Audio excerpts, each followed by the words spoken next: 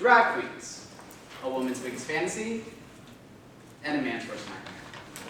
There is so much people don't know about drag queens, or really about drag itself. It takes a lot of time and work. Tonight, I will be discussing what drag is, what the categories of drag are, and how drag is an inspiration to the LGBT community. What is drag, you may ask?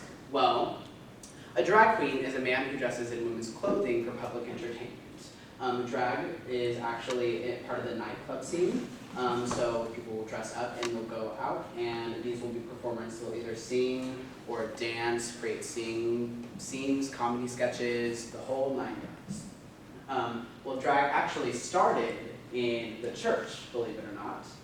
It was a long time ago, and theaters and churches, women were not allowed to be a part of the events. They weren't allowed to work. It was a sign of intolerance. They could not. So they would hire young men to play women in shows and to just really represent femininity in the church. So they would dress them up and they would do these events, and it happened for years and years. Even Shakespeare, in some of his shows, he would cast young boys to play the female role. So the first Juliet was actually a boy. And drag started becoming popular in 1969 at the Stonewall riots. Stonewall is the whole reason why we have Pride Month every year. Stonewall is it's a gay club in New York, and on June 28th, 1969, they were just having a good night and they were raided by the police. And it really set off like a destruction in the community. We had Black trans women and drag queens stand up and say, we're not taking it. We deserve to be here. This is our safe space. And you can't take that from us. We deserve to be heard. And that was the first Pride Fest. And ever since then, drag became a really, really big part of the LGBT community. So much so that different categories of drag came to be. So, believe it or not, there actually are several different categories in drag. There are faux queens, which are biological women who actually do drag. Drag is actually a hyper-feminine or masculine thing. It doesn't matter what gender you are, you can do it. I know several women who do drag as drag queens, and they go and perform and they do crazy makeup and crazy things that I've never seen. But I've also seen like women be drag kings. Drag kings are when men or women dress up as hyper-masculine men and do things similar to drag queens, similar comedy sketches, similar songs. There are pageant queens, which are the most popular thing for drag queens. They are the ones who do competitions. RuPaul's Drag Race is this big, big pageant, and it is the most competitive competition in the world.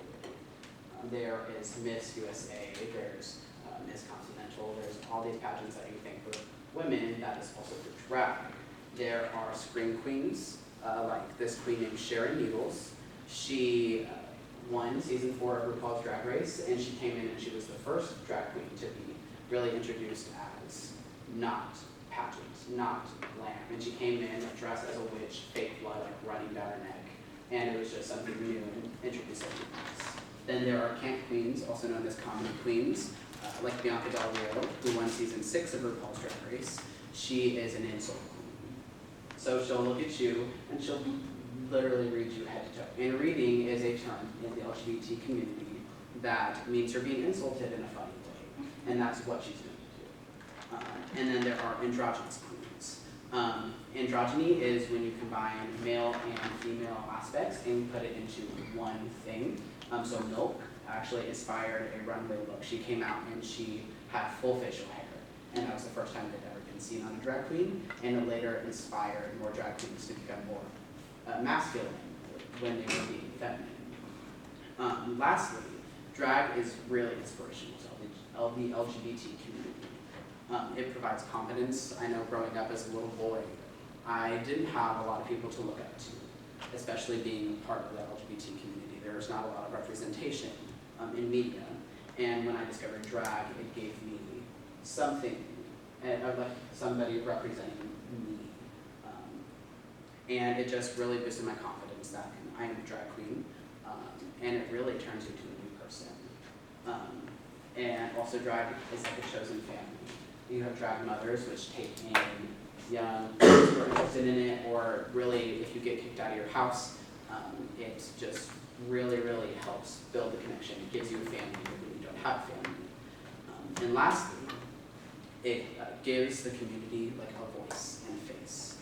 Again, I didn't have a lot of representation growing up, and it gives me something to look forward to. It gives me the possibility to speak up for my community.